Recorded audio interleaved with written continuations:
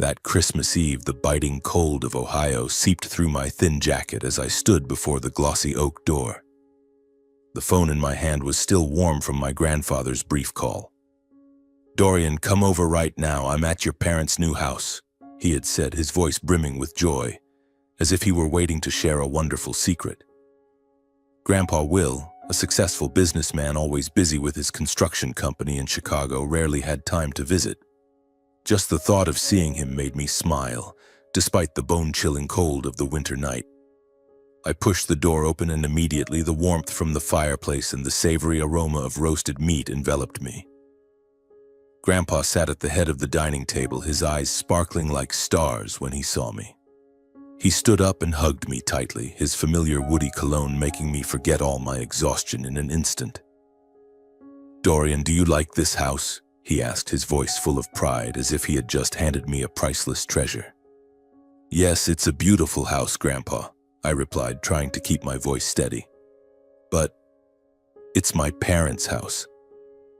A moment of deafening silence followed. Grandpa's face stiffened, his eyes widening as they darted from me to my father, Gregory, then to my stepmother, Susan, sitting across the table. My father, who always maintained a calm demeanor, suddenly turned pale, his hand trembling as he held his wine glass. Susan coughed, forcing a strained smile, but her eyes glinted with panic. "Your parents' house?" Grandpa repeated, his voice dropping as cold and sharp as the night wind outside. "Dorian, explain yourself." I didn't understand what was happening, but a sense of unease surged within me. I glanced at my father, waiting for an explanation, but he only lowered his head, avoiding my gaze. Susan quickly interjected, her voice trembling. "Will, there must be a misunderstanding. This is the family's house." But Grandpa didn't look at her. He looked at me, and in that moment I knew a terrible secret was about to be revealed. "Hello, my name is Dorian Marston. The story I'm about to tell is about the years I lived in the shadow of injustice, sidelined by my own family. If you've ever felt like you didn't belong anywhere, like you were treated as an outsider, then perhaps you'll understand me. But even if you haven't, I still want you to hear this story. A story about a boy who grew up with a heart full of scars, and how he found light amidst the darkness. I was born in a small suburban town in Ohio, where the streets were lined with golden leaves in the fall, and everyone knew each other like family. But my family was different from the others. My mother, Diana, passed away shortly after giving birth to me due to medical complications I still don't fully understand. All I know is that she was the only light I never got to meet. My father, Gregory Marston, was a stern man who always kept his distance from me, as if my existence was a reminder of the pain he wanted to forget. When I was 3, my father remarried Susan, a woman with a cold smile and calculating eyes. They had a son together, Benjamin, or Ben as everyone called him. Ben was the center of their world. To my father, Ben was the pride and the future of the Marston family. To Susan, Ben was everything she lived to protect and spoil. And me? I was the stepchild, the unwanted kid, the faint shadow in the house I called home. From a young age, I felt the difference. When I was 5, I remember sitting in the corner of the living room watching Ben receive a remote-controlled toy car, the kind every kid dreamed of. I got a used plastic car with chipped wheels, which my father said was good enough for me. "Ben needs new things to develop his intellect," Susan said, as if I wasn't worthy of anything better. When I got high grades at school, my father would just nod and say, "Not bad, but don't get complacent." Meanwhile, if Ben got a C, the whole house would celebrate as if he'd won a Nobel Prize. I wasn't a jealous kid, honestly. I just wanted to be loved, to be acknowledged, even just once.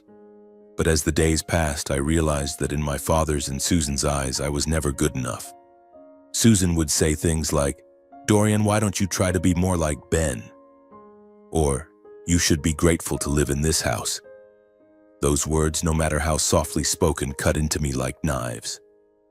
I started to wonder, was I really a burden? Was I truly unworthy of love? Our family wasn't poor, but we weren't rich either. My father worked as a manager at a local insurance company while Susan stayed home as a housewife, doting on Ben like he was a little king. I wasn't allowed to complain because my father always reminded me I was lucky to have a roof over my head. But that roof never truly felt like mine. My room was a tiny attic space with a creaky old bed and a window overlooking a dark alley. Meanwhile, Ben had a spacious room filled with toys and posters of famous bands. Once I asked my father why I couldn't have a room downstairs like Ben, and he snapped, "Don't ask for too much, Dorian. Know your place." I grew up with words like those, reminders that I wasn't important in this family, but I didn't let myself drown in sorrow. I learned to smile, to pretend everything was fine, even though a storm raged inside me. I told myself that one day I would escape the shadow of this family and prove I wasn't the useless person they thought I was. When I was 18, I graduated high school with decent grades, though no one at home noticed. I dreamed of going to college, becoming an engineer, or doing something to make Grandpa, the only person who truly cared about me, proud. But that dream was quickly crushed. One evening, when I asked my father about applying for scholarships or loans for college, he looked at me with cold eyes. "Dorian, we don't have enough money," he said. "Ben needs to be prioritized. He has great potential, and we have to invest in him." I stood there, stunned, feeling like the world was collapsing beneath me. Ben, the brother who only played video games and hung out with friends, was the one chosen to fulfill his potential. I didn't argue. I didn't cry. I just nodded and left the room. That night, I lay on my old creaky bed, staring at the cracked ceiling, and promised myself I would rise on my own. If my parents didn't believe in me, I would believe in myself. I started working at a Walmart in town, first as a cashier, then as a stockroom worker. The job wasn't easy. Long night shifts, working through holidays, and dealing with difficult customers left me exhausted. But I didn't complain. Every dollar I earned was a small step toward escaping my family. I rented a small, run-down apartment with stained walls and a leaky faucet, but at least it was mine. I no longer had to hear Susan's snide remarks or see my father's disappointed looks. Meanwhile, Ben was fully supported by our parents. He attended a prestigious private school, drove a brand-new car our father bought, and never had to lift a finger. Once, Susan came to the store where I worked, saw me behind the cashier counter, and smirked. "Dorian, this is what you're doing? Such a shame. Ben will never have to do menial work like this." I gritted my teeth, forcing a smile, but inside I wanted to scream, "Why? Why wasn't I worthy of the same opportunities as Ben?" Those years I lived in loneliness. I didn't have many friends because I spent most of my time working and saving money. But I wasn't entirely alone. Grandpa Will was the one bright spot in my life. He lived in Chicago, running a large construction company. He was a man of work. Occasionally, when he had time, he would call me. Those calls were my lifeline. He talked about his projects, asked about my life, and always said, "Dorian, you're a strong young man. Don't let anyone make you think otherwise." I never told him how my father and Susan treated me. I didn't want him to worry, and part of me feared that if I spoke up, he'd think I was weak. Grandpa was the only one who told me about my mother. He said Diana was a gentle woman who loved books and dreamed of a fair world. He blamed himself for not being there when she gave birth to me, as work had kept him away. "If I had been there, things might have been different," he said, his voice choking. I didn't blame him. I only wished I could have met her even just once to know I had been loved. As the years passed, I grew accustomed to my independent life. I learned to fix the plumbing in my apartment, cook simple meals, and keep my heart from breaking further. But deep inside, there was always an emptiness, the void of a family I never truly had. I didn't know that while I was trying to build my own life, a great secret was being hidden by my father and Susan, a secret that would change everything. When I was 21, I was still living in my tiny rented apartment on the south side of town, working night shifts at the supermarket. Empty mornings, simple meals, and interrupted sleep had become so routine that they no longer felt unusual. I didn't have much, but I had my freedom, my own space, and a shred of self-respect that I had paid for with years of silent endurance. One early summer afternoon, while I was processing payments at the employee checkout, my phone buzzed. It was a text from Susan. "Come to the new house tonight. Address is 1432 Hollow Creek. Small party." I read the message 3 times, staring at the screen as if it would explain itself. I had never heard them mention anything about moving. There had been no hint that they were looking for a new house, and certainly no one had asked if I wanted to move in with them. I hesitated. Part of me wanted to ignore it, to act as if nothing had happened. But then I thought, maybe this was a chance to reconnect even just a little. Even if it was just a polite gathering, I wanted to go. Maybe to congratulate them. Maybe to prove that I was no longer the sullen, quiet kid I used to be. I had changed. And I thought, maybe they had too. I stopped by a small liquor store near the supermarket and picked out an affordable bottle of red wine, then swung by the embroidery shop to collect a handkerchief I had ordered the previous week. A small gift with the initials GM embroidered on it. I didn't have much money, but I wanted the gift I brought to be thoughtful. The new house was in a newly developed residential area on the west side of town, a place I had never set foot in. As my car turned onto a street lined with newly planted maples and manicured green lawns, it felt like I was entering another world. 2-story semi-classical houses with wooden doors, gray-tiled roofs, and red brick steps. Everything exuded a sense of abundance and order that I had never felt in our old house. I parked in front of the house with the address Susan had sent. It was a cream-colored home with a stone-stepped front yard, a wide porch, and arched windows overlooking a garden. I got out of the car, holding the bottle of wine and the gift, and stood still for a few seconds in front of the door.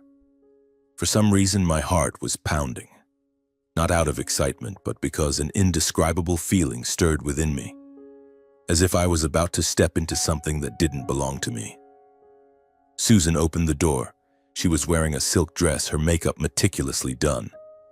"Oh, Dorian, come in," she said, her smile as thin as the layer of blush on her cheeks. I stepped inside and looked around. A spacious living room with glossy wooden floors, a granite fireplace, beige armchairs, and a classic chandelier. Family photos already hung on the walls. My father and Susan's wedding picture, Ben holding a sports trophy. No photos of me. I wasn't surprised. My father was in the kitchen opening a bottle of wine, dressed in a white dress shirt, looking more relaxed than usual. When he saw me, he gave a single nod. "Oh, you're here." Nothing more. I handed over the wine and the gift, saying, "Congratulations on the new house, Dad." He took them, set them on the table without opening them, and turned away. The party consisted of just a few people, new neighbors, an older couple who were friends, and one of my father's colleagues. They chatted animatedly about the neighborhood, rising property prices, interior design, and the pool they planned to build in the backyard. I sat in a corner, silent, listening. No one asked where I was from. No one noticed that I poured myself water instead of wine. "We had to search forever to find this house," Susan said to the person next to her, her voice brimming with pride. "Luckily, we closed the deal just before the market prices shot up. Gregory has a great eye for houses." My father nodded, smiling, not denying it. I sat there, trying to smile along. I genuinely wanted to congratulate them, not for the house, but because I believed they had finally found something that made them happy. I didn't know that in that moment I was congratulating them for taking a gift that rightfully belonged to me. That night, when I returned to my rented apartment, I opened my phone, intending to send Grandpa a quick message to check in. But I hesitated. He was getting older and busy. I didn't want to bother him. I set the phone down, lay on my bed, and stared at the peeling ceiling. Then I drifted off to sleep, completely unaware of the truth lying silently beneath my feet like an unexploded bomb.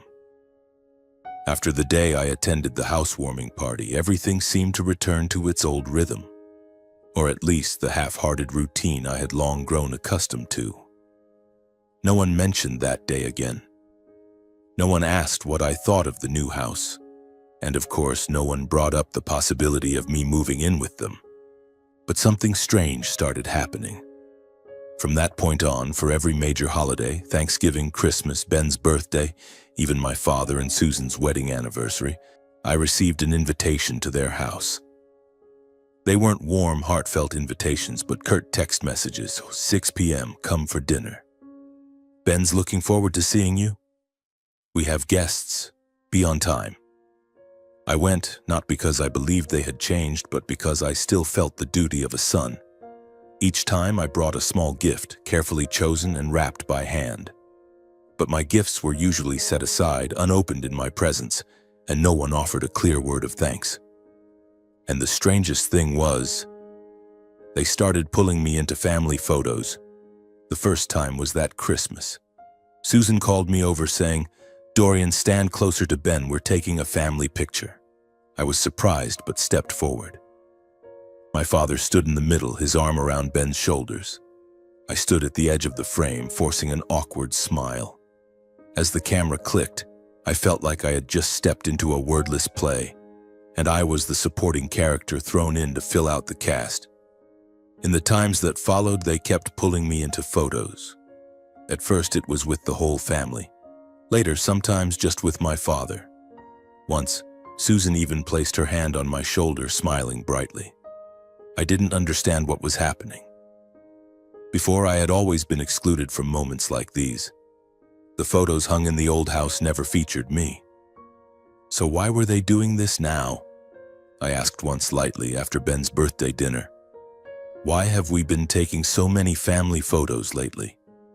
Susan laughed and said, "Oh, we just want to capture memories. You're part of the family too, aren't you?" I nodded, but my heart felt heavy.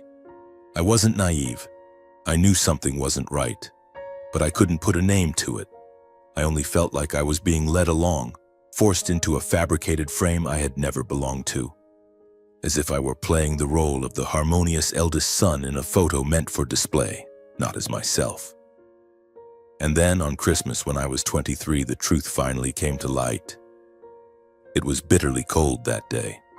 I had just finished my shift at 4:30 in the afternoon, sitting in my rented apartment drinking coffee, planning to show up a little late as usual. Just enough to make an appearance, eat a few bites, take a few photos, and leave early. My phone rang. It was Grandpa. "Dorian, come over right now. I'm at your new house, 1432 Hollow Creek. I wanted to surprise you." I froze. Grandpa was here? In Ohio? He rarely left Chicago. His construction company always kept him tied up. I quickly threw on my jacket and rushed out the door. My mind swirled with questions. Why didn't he tell me he was coming? And why was he at my father's house? When I arrived, the house was glowing with Christmas lights. Wreaths hung on the door and the twinkling lights of a Christmas tree shimmered through the window. I knocked, my heart pounding. Susan opened the door, her smile stiffening when she saw me. "Dorian, why are you—" She stopped, her eyes darting over my shoulder, and I heard Grandpa's voice from inside. "Dorian, come in, my boy." Grandpa stood in the living room, tall and imposing, his silver hair gleaming under the chandelier. He hugged me, a tight embrace that carried both excitement and a hint of tension. "I wanted to surprise the whole family," he said, looking around. "This house, it's wonderful, isn't it? Are you happy living here?" I hesitated, a wave of unease rising within me. I don't live here, Grandpa. I just visit." Grandpa's face changed. His smile vanished and his eyes narrowed, shifting from me to my father, Gregory, who stood near the fireplace, a glass of wine in his hand. Susan quickly jumped in, her voice syrupy. "Will, there must be a misunderstanding. Dorian likes living independently, don't you, dear?" She looked at me, her eyes practically commanding me to agree. But Grandpa didn't look at her. He fixed his gaze on me, his voice lowering. "Dorian, tell me the truth. You don't live here?" I took a deep breath, feeling the weight of the entire room pressing down on my shoulders. "I live in a rented apartment, Grandpa, on the south side of town. I pay for it with my supermarket wages." Silence. A heavy, suffocating silence, as if the air had been sucked out of the room. My father bowed his head, his hand tightening around his glass. Susan started to speak, her voice trembling. "Will, we thought it was best for Dorian. He wanted to be independent, and Ben needs space to—" "Enough!" Grandpa cut her off, his voice sharp as a blade. "Gregory, explain yourself. 2 years ago, I sent you $400,000 to buy a 3-bedroom house in this neighborhood. A gift for Dorian to give him a good start. I made it clear. The house was for Dorian. So why is he living in a rundown apartment while you and your family are living in that very house?" My father's face went pale, as if the blood had drained from his body. Susan opened her mouth, but no sound came out. I stood there, stunned, feeling the ground crumble beneath me. A house? For me? $400,000? I looked at Grandpa, then at my father, searching for an explanation, a sign that this was just a misunderstanding. But there was no misunderstanding. My father set his glass down, his voice shaky but trying to stay composed. I thought the house would be better used by the whole family. Dorian's independent. He doesn't need a big house like this. Ben's young. He needs a good environment to grow, to study." "Doesn't need?" Grandpa roared, stepping toward my father. "You're saying he doesn't need it? Dorian, the grandson I entrusted to your care, is living in a rundown apartment, working night shifts to survive, while you and your wife live in the house that was meant for him. What did you do with the money I sent? You put the house in your name, didn't you?" My father didn't answer. He lowered his head, his shoulders trembling. Susan, regaining her voice, interjected. "Will, you don't understand. Dorian isn't my biological son. Ben is the future of this family. Dorian, he doesn't deserve a house like this. He's just—" "Shut up!" Grandpa shouted, his voice echoing so powerfully it seemed to shake the room. "Doesn't deserve?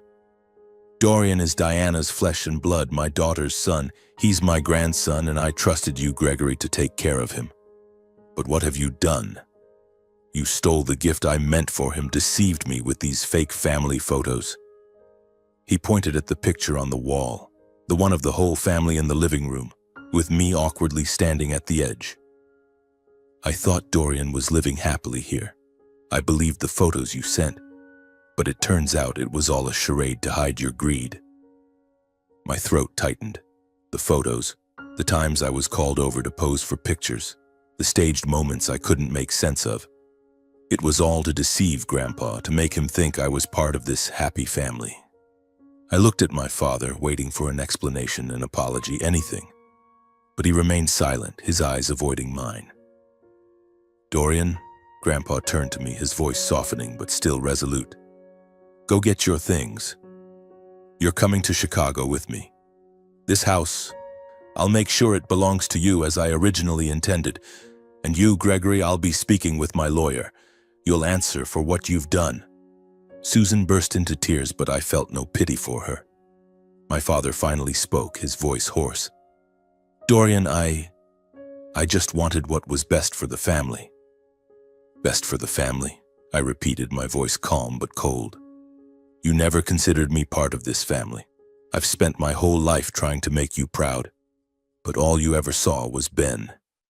You took away my chance, and you didn't even bother to tell me the truth." I turned away, unable to look at him any longer. Grandpa placed a hand on my shoulder, his eyes filled with pain but also unwavering determination. "Let's go, Dorian. You don't need to stay here anymore." The chill of Christmas night bit into my skin as we stepped out of the house that was supposed to be mine.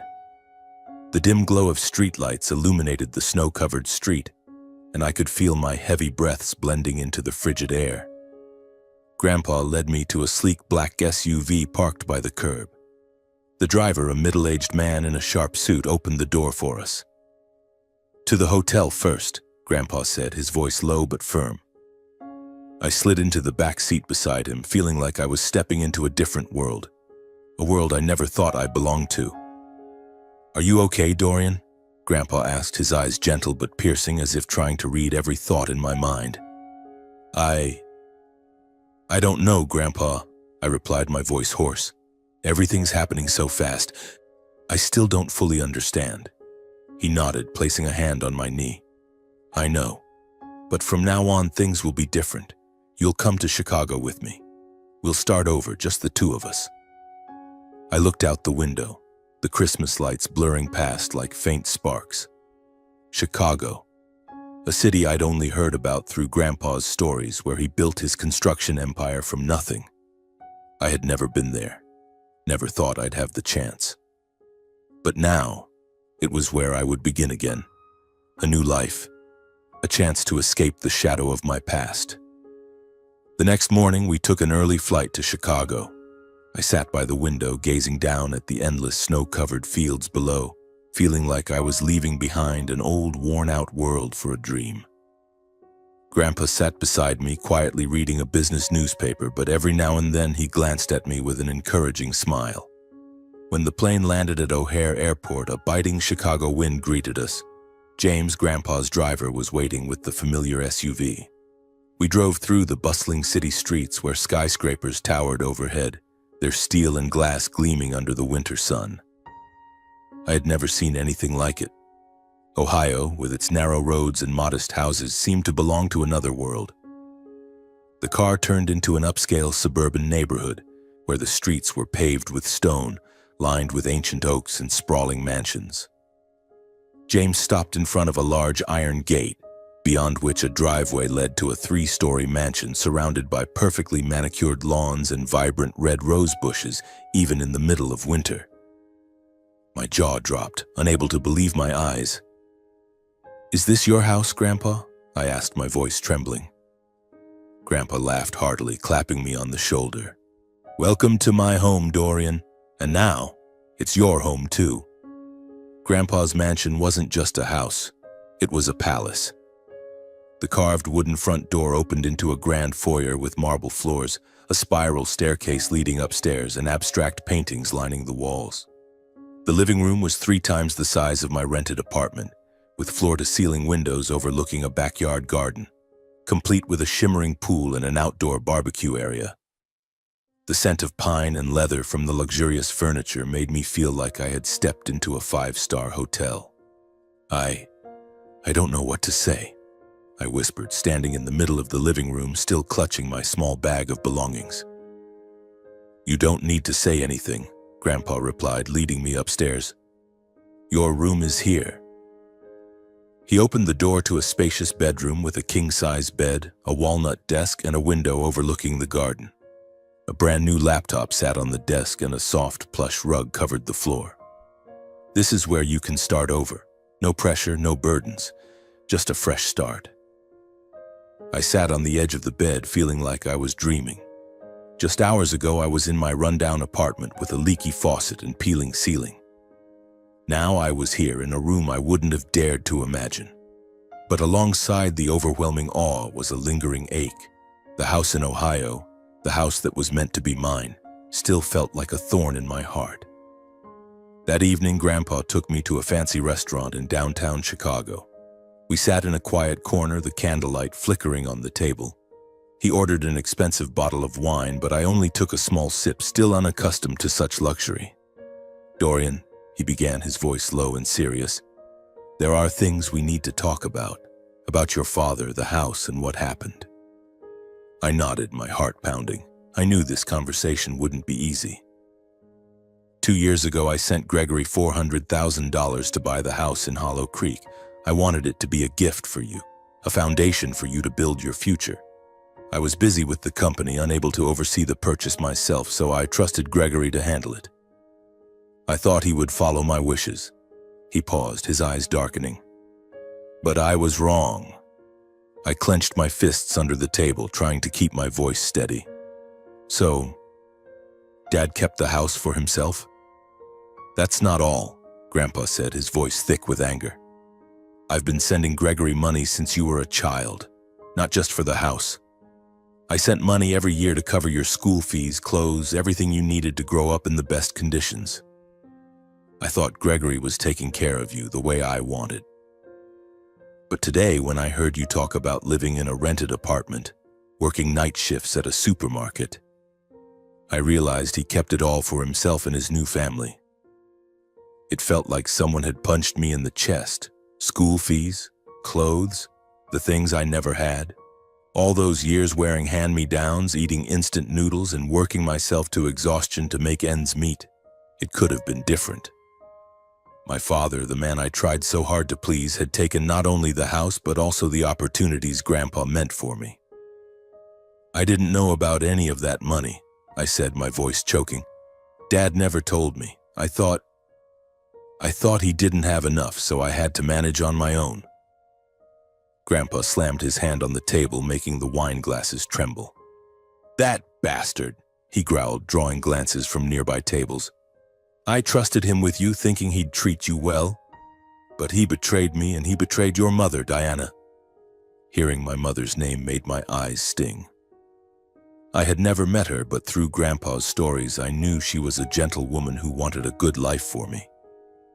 The thought that my father had stolen what she and Grandpa intended for me ignited a fury I couldn't suppress. What are you going to do, Grandpa?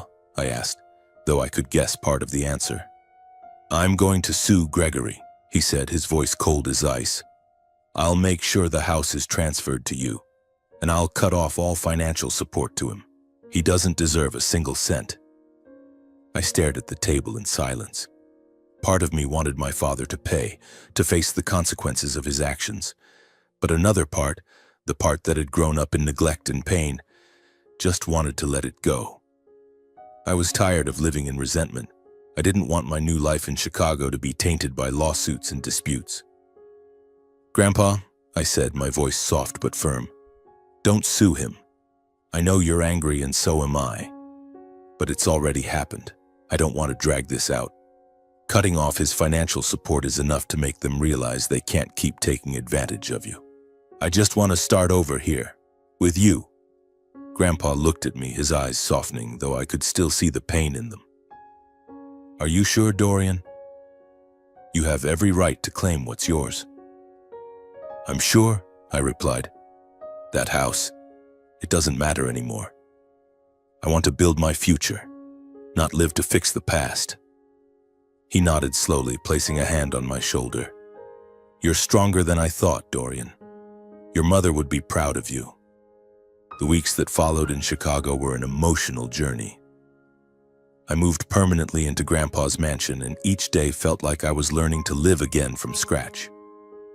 Grandpa didn't just give me a home. He gave me a chance to rediscover myself. He took me to visit his construction company, a modern building in downtown Chicago with bright offices and a bustling team of employees. He introduced me to everyone as Will Marston's grandson, and for the first time I felt recognized, seen as a person of value. Would you like to try working here? He asked one day as we stood overlooking a construction site in the suburbs. You don't have to do big things right away. You can start with small projects, learn as you go. I hesitated. I had never imagined myself working in construction with its technical blueprints and complex numbers. But the trust in Grandpa's eyes made me want to try. I'll give it a shot, Grandpa, I said, but I can't promise I'll be good at it right away. He laughed heartily. No one's good from the start, Dorian. But you have heart and determination. That's all I need. I started working at his company initially as an assistant in the planning department, organizing documents and tracking project progress. The work wasn't easy, but with each passing day I learned to read blueprints, understand construction processes, and even began contributing ideas during meetings. My colleagues, who at first only knew me as the boss's grandson, gradually looked at me with respect. They saw me work hard, stay late to finish tasks, and refuse to rely on Grandpa for special treatment.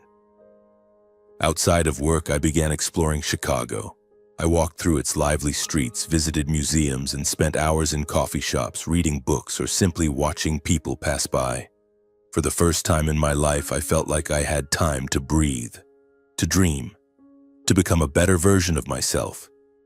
Though life in Chicago gave me hope, the scars of my past didn't fade easily. Some nights I lay in the comfortable bed in my new room but dreamed of my old rented apartment, hearing Susan's mocking voice or seeing my father's cold gaze. I wondered if I truly deserved this life or if it was all a dream that would vanish. Grandpa noticed when I grew quiet. One evening, as we sat by the fireplace, he handed me an old framed photo. It was my mother, Diana, smiling brightly, holding a small dog. "Your mother always wanted you to be happy," he said. "I couldn't be there for her when she needed me most. But I won't let that happen with you." I held the frame, tears silently falling. "I wish I could have met her," I whispered. "You're more like her than you know," he said. "She was strong but gentle. You have her heart." Those words were like a healing balm. I started keeping a journal, writing down my thoughts, dreams, and even my pain. I no longer wanted to run from my past. I wanted to face it, understand it, and let it make me stronger. One morning, about 3 months after moving to Chicago, I received a letter from Ohio. The envelope had no sender's name, but the familiar handwriting made my heart tighten. It was from my father. I opened it, my hands trembling. Inside was a single sheet of paper with short handwritten lines. "Dorian, I know I have no right to write this letter. What I've done is unforgivable. I was wrong to keep the house, to keep the money your grandfather sent for you. I let the pain of losing your mother turn me into a terrible father. I don't expect your forgiveness, but I want you to know I regret it. Susan and Ben have moved out of the house. I'm in the process of transferring ownership to you, as your grandfather intended. I hope one day you can look at me without seeing disappointment. Gregory." I read the letter 3 times, my emotions a mix of anger, pain, and a faint sense of relief. I didn't know if I could forgive him. The years of being abandoned, treated as an outsider, couldn't be erased by a single letter. But I knew I didn't want to carry resentment forever. I showed the letter to Grandpa. He read it, silent for a long time, then said, "It's your decision, Dorian. If you want to take the house, I'll help you. If not, I'll respect your choice." I thought about the house in Hollow Creek with its green lawn and warm fireplace. It had once been my dream, but now I didn't need it to feel worthy. "I don't want the house, Grandpa," I said. "I want to sell it and use the money to go to college. I want to become an engineer like I always dreamed." Grandpa smiled, his eyes sparkling with pride. "That's my grandson." I enrolled in a university in Chicago, majoring in civil engineering. With Grandpa's support and the money from selling the house, I began the educational journey I once thought was impossible. The first days at school weren't easy. I was older than most of my classmates, and the complex technical concepts kept me up late studying. But I didn't give up. Whenever I felt like quitting, I thought of my mother, Grandpa, and the promise I made to myself. I wouldn't let my past define my future. In Chicago, I also found new friends, people who didn't know my past but liked me for who I was. I joined an engineering club where I met Emma, a smart girl with a radiant smile who teased me for my habit of taking detailed notes. For the first time, I felt like I had a community, a place where I belonged. Grandpa remained my greatest anchor. He wasn't just a guide, but a friend, always reminding me that I was stronger than I thought. Some evenings we sat by the fireplace, sharing stories about my mother, about the days he built his company, and about my dreams. The house in Ohio was sold, and the money was deposited into my tuition account.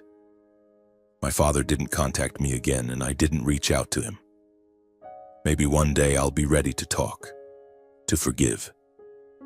But for now, I wanted to focus on the present, on what I could build. 2 years have passed since that fateful Christmas night when the truth about the house and Grandpa's money was exposed. Chicago has become my home, not just because of its bustling streets or towering skyscrapers, but because it's where I found myself. I'm in my 2nd year of college, majoring in civil engineering, and each day I feel closer to my dream of becoming an engineer. A dream my father once crushed with the excuse of not enough money. I found a community of friends, a clear purpose, and most importantly, a sense that I deserve what I've achieved. But while I was building my new life in Chicago, back in Ohio, my father's family, Gregory, Susan, and Ben, was falling apart. I didn't know much about them over the past 2 years except for a few rumors from old acquaintances in town.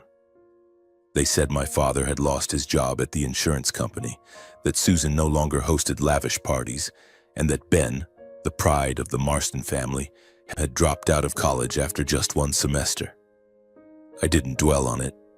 The past was the past, and I had learned not to let it pull me back. Until one day the past came knocking. One late autumn afternoon while I was studying for midterms in the university library, my phone buzzed. It was an unfamiliar number from Ohio. I hesitated but answered. Susan's voice came through, weak and trembling, devoid of the arrogance it once carried. "Dorian, it's Susan," she said, her voice faltering. "I know you're busy, but I need to talk to you about the family." I gripped the phone, a chill running down my spine. "Family?" The word sounded foreign coming from her. "What's going on?" I asked, my tone colder than I intended. "We're in trouble, Dorian. Real trouble. I thought maybe you could help." I stayed silent, letting her continue. Susan launched into a long story, her voice a mix of desperation and an attempt to cling to dignity. After Grandpa cut off all financial support, my father, Gregory, lost his steady income. He had been fired from his job, unable to focus amid the family's turmoil. Susan couldn't find work, having never held a job since marrying my father. They had sold most of their possessions to pay off debts, but it wasn't enough. The house in Hollow Creek, though transferred to me and later sold, was no longer theirs to live in. They had moved to a small apartment on the edge of town, which Susan described as cramped and unworthy of our family. "And Ben?" Susan paused, her voice choking. "Ben's struggling, Dorian. He's working at a fast food restaurant, but he's not used to it. He doesn't know how to handle things like that. He needs help." I let out a laugh, not out of amusement, but from the irony. Ben, the spoiled little brother who was once treated like a king, now had to work to survive. Ben, who had a new car, a room full of toys, and never had to worry about money, was now struggling in a job I had done since I was 18. I felt a fleeting sense of satisfaction, but it was quickly replaced by an emptiness. "Susan," I said, my voice calm but firm, "you're calling me for help? After everything that happened? After Dad took my house? After you said I didn't deserve it? You think I'll forget the years I was treated like an outsider, like a burden?" Susan was silent for a moment, then spoke, her voice almost a whisper. "Dorian, I know we were wrong, but we're family. Ben's your brother. You can't turn your back on your family." "Family?" I repeated, my voice laced with bitterness. "You and Dad never treated me like family. You said I wasn't worthy. Dad took not just the house, but the money Grandpa sent for my education, for my life. And now you want me to help Ben, the one who was always favored over me? No, Susan. Let Ben learn to stand on his own like I had to. Let your family figure it out. I don't owe you anything."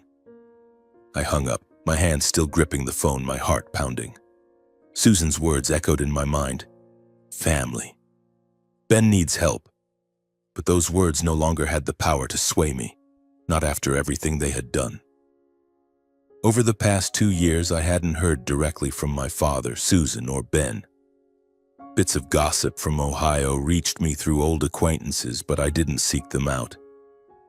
I was busy with my new life in Chicago, my classes, projects at Grandpa's company, and evenings spent talking with Emma, my increasingly close friend. But those rumors, though I tried to ignore them, crept in like cold gusts from the past. My father, Gregory, had once been a confident man, always maintaining a calm, authoritative presence in the family. He worked at the insurance company with a salary that supported a comfortable lifestyle for Susan and Ben. But after that Christmas night 2 years ago, when Grandpa cut off all financial support, everything began to unravel. His company faced market struggles, and he, distracted by family tensions, couldn't hold on to his managerial position. He was fired 6 months after the incident and hadn't found stable work since. The savings he had accumulated from Grandpa's money meant for me, had been squandered on luxuries. A new car for Ben, family vacations and parties to keep up appearances with neighbors. When Grandpa's money stopped coming, they could no longer sustain that lifestyle. Susan, once proud of being the perfect housewife, couldn't adapt to earning a living. She had never worked, never needed to. Her skills were limited to hosting parties and shopping.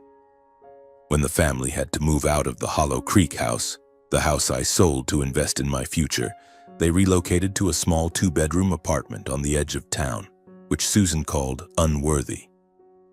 The apartment was cramped and run down, with stained walls and a leaky plumbing system, a painful contrast to the luxurious house they once called home. They sold Ben's car, his expensive toy collection, and even Susan's prized jewelry. But the debts kept piling up, from mortgage loans to unpaid bills. Ben, the brother once hailed as the future of the Marston family, dropped out of college after one semester. Accustomed to being pampered, he couldn't handle the pressure of academics or responsibility. Instead of continuing his education, Ben took a job at a fast food restaurant in town. But that job, standing behind a counter, dealing with demanding customers and working long shifts, was something he wasn't prepared for. Ben, who once mocked me for doing similar work, now faced the reality that he lacked the skills or patience to succeed in such an environment. His co-workers complained that he was slow, unfocused, and prone to mistakes. He was fired after 3 months and since then bounced from job to job, never lasting long.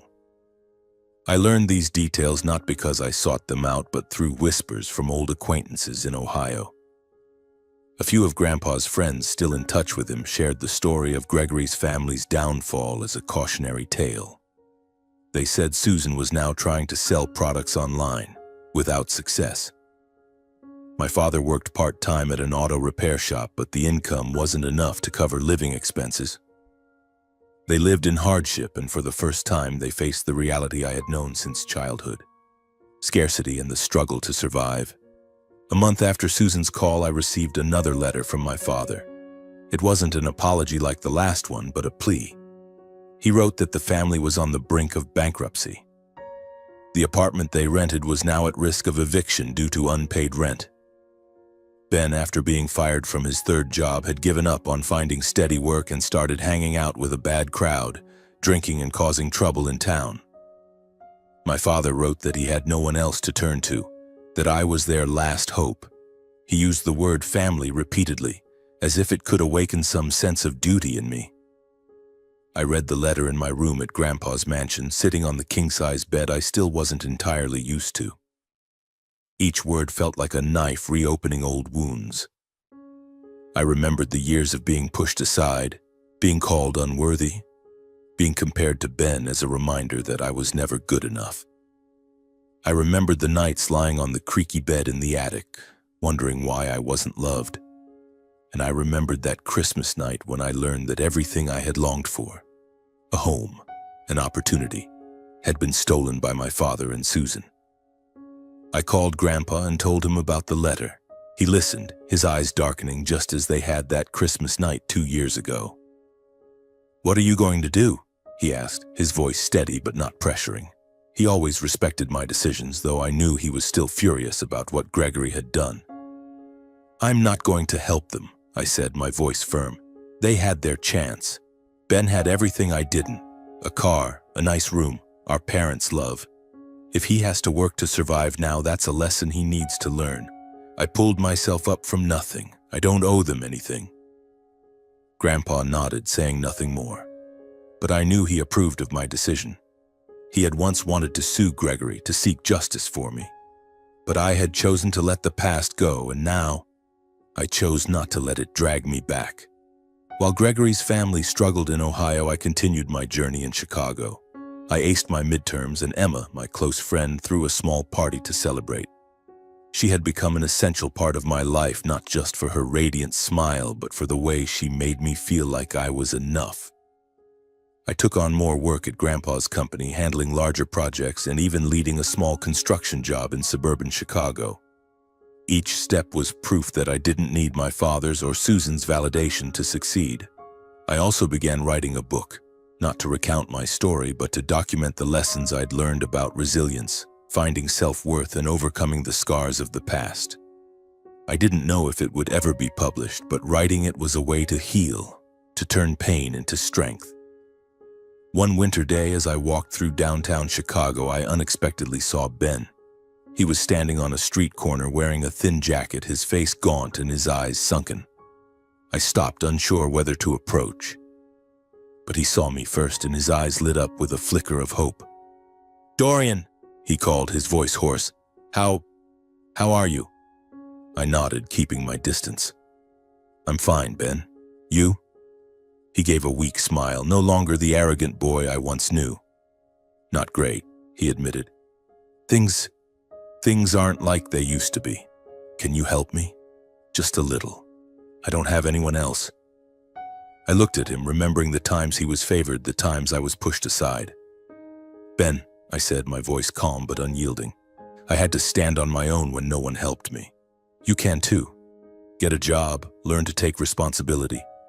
Don't look to me to fix what your family did wrong." I turned and walked away, continuing down Chicago's snow-covered streets. I didn't look back, not because I didn't care, but because I had chosen myself.